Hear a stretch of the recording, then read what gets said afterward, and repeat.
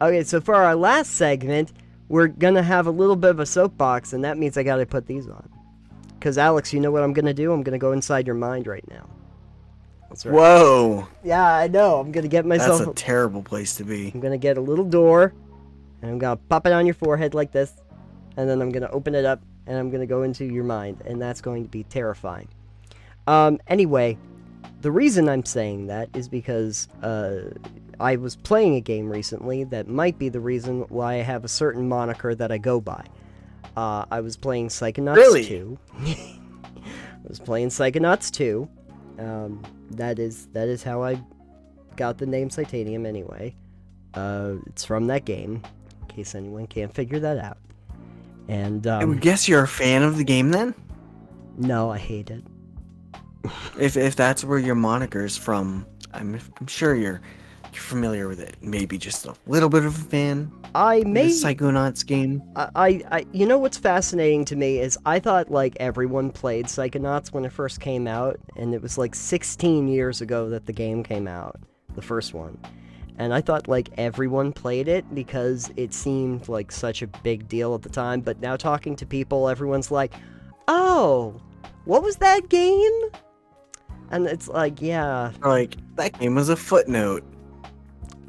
it was like one of the best things Double Fine ever made, and that's pretty high praise because Tim Schafer, kind of a legend in the industry, this is like one of his big platforming epics. It was very innovative, and no one knows. Okay, damn. Oh, William. Who? Yeah, exactly.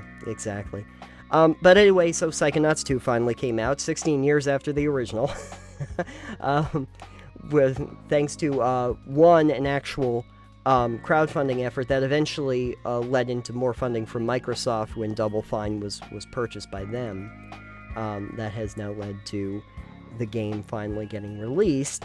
And I guess the only thing I'll say is it's fan-fucking-tastic, is what I'm gonna say.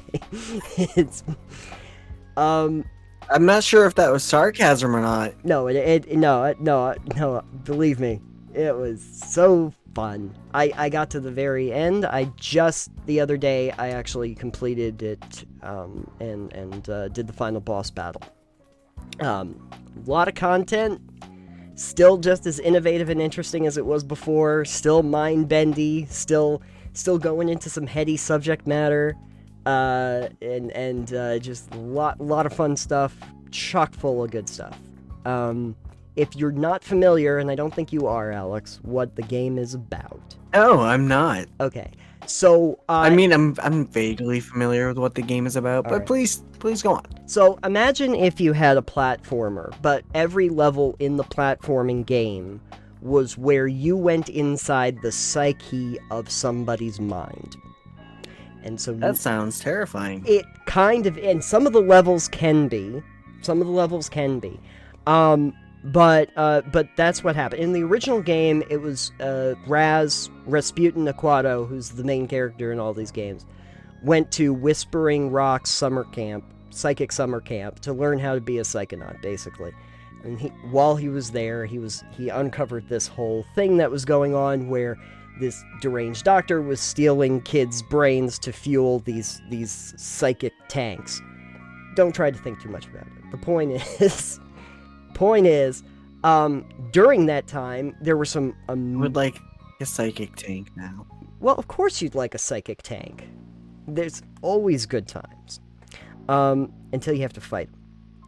But it led to some of the most iconic game worlds, really, for people that played it. One where you go inside the head of a lungfish, and you think that you're like basically a god. The lungfish is terrified of you, so it thinks that you're a Godzilla monster going through Lungfishopolis and destroying all the buildings. There's like the Milkman conspiracy that's like this twisty road. It's full of like cameras around that thinks that you're some kind of an intruder into it. There's the one that's like this guy who thinks he's Napoleon, and it ends up being like a board game where you have to move different pieces around and beat Napoleon at this board game with the guy. Some really innovative, interesting worlds that they built, cubes that there's one character called Sasha 9 who's very meticulous and very by the books, and when you go inside his mind, it's a cube, and so there's 6 different sides, and you can pop each one of them open, and it's a scene from his life, and you can close them on down. Some really interesting stuff. They do the same basic idea in the sequel. There are worlds that are all teeth, because you go inside a dentist's mind, who's the evil scientist. Teeth. Oh, jeez. So there's a lot of teeth in the first level. But some other great ones. There's one, one of the characters was like a medical student, but you end up unlocking her penchant for gambling, and when you go back inside her mind after you've been like looking at her medical history, it's like a combination of like a hospital and a casino. And so you go in and there's like a ton of casino games that are all hospital themed, and now you gotta figure out how to unlock like the deeper recesses of her mind to work on that. Some really interesting things where you're like going through the pages of a book in 2 dimensions. They just very creative way of doing platforming. Still great, still very highly recommended, really fun.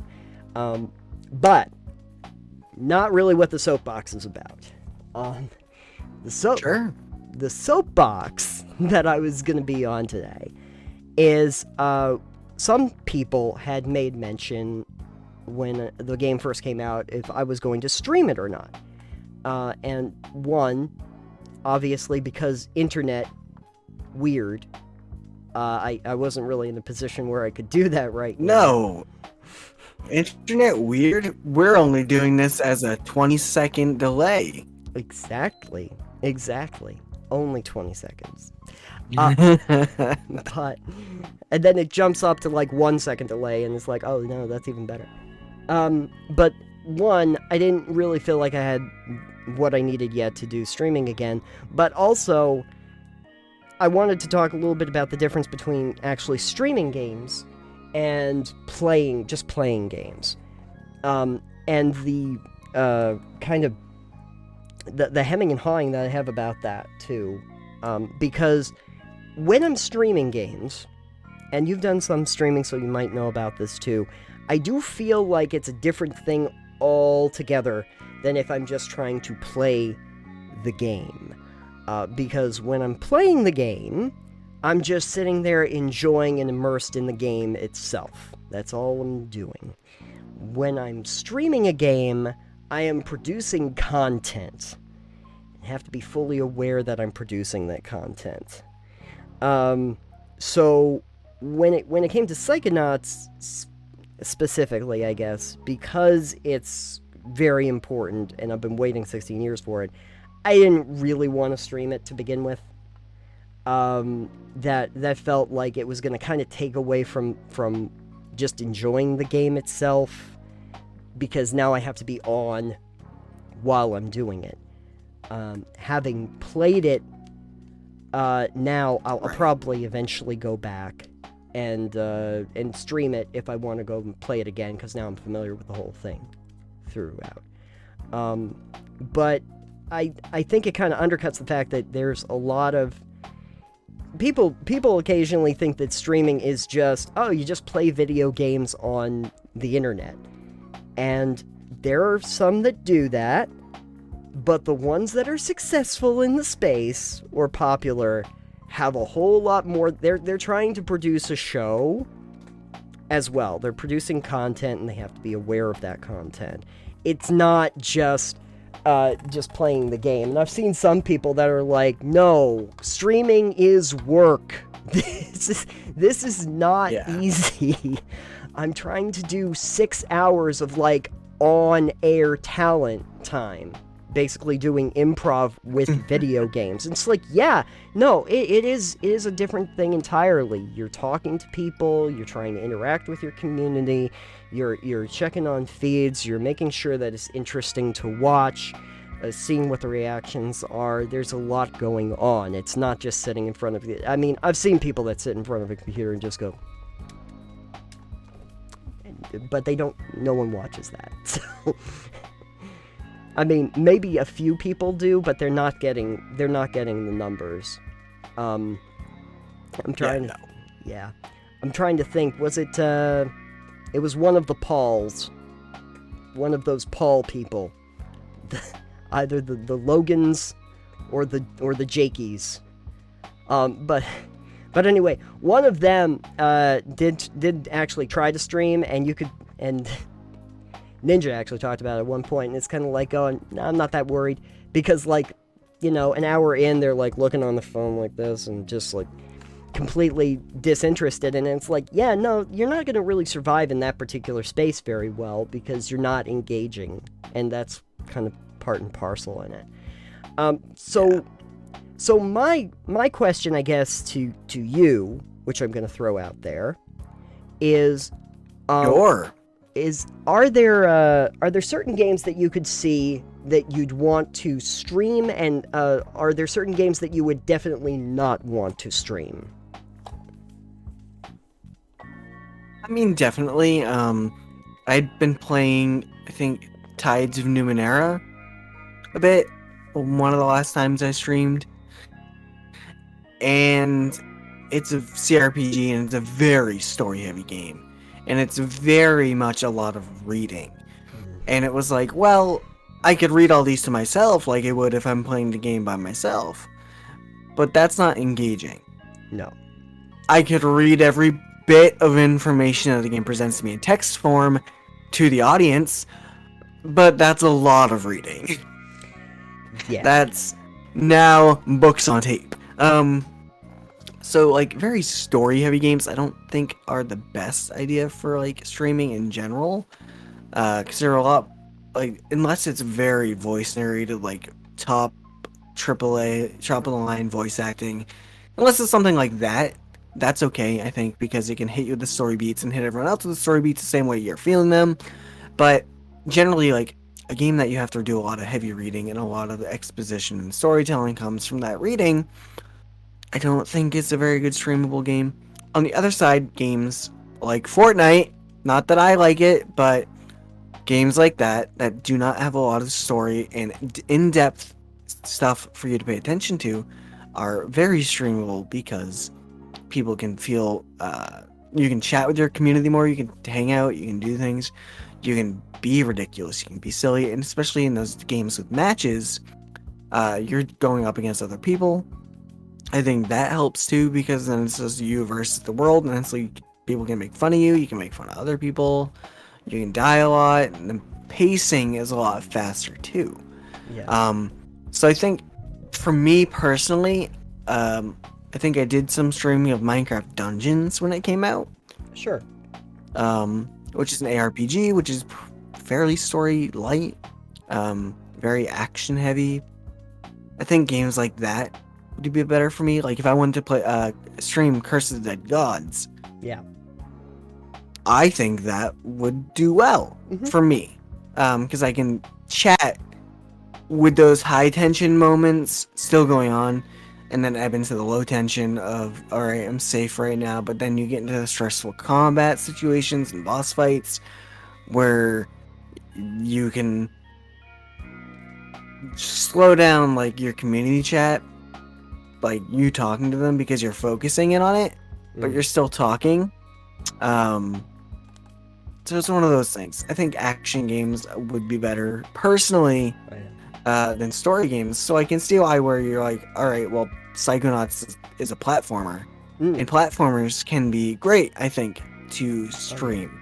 Oh, yeah. Because it's action. It's got the nice gameplay flow of high and low, but it's also a story-rich game, I believe, where there's a lot of story going on. There can be. So you want to focus on that story. Yeah. And for me personally, I just want to be able to focus on that story, which is hard. It's easier on replay because now I'm familiar with it, so that's not a problem. And that is the thing that the whole time I was playing, though, I did think to myself, it is really too bad that I'm not streaming this, and should definitely do that at some point, because it is it like from a visual standpoint alone, it is perfect for streaming. It is mind-bendy. There's so many great times where they go into these visually amazing things that they do where you go through a door and you're in a whole different like pocket dimension inside somebody's brain. All of the different elements about like the figments of your imagination that you collect along the way, and these like nuggets of wisdom that you collect, and all of this stuff. It's very visually stunning with these really creative built worlds that look great on camera. So actually it is really lending itself that way. I don't know how many people are really doing it on stream because, again, it apparently is much more of a niche than I thought it was going to be.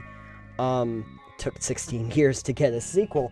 But the fact is that in terms of just the basic ability to stream it, it sounds great, it looks great, there's good voice acting and everything, and so it really lends itself well to that.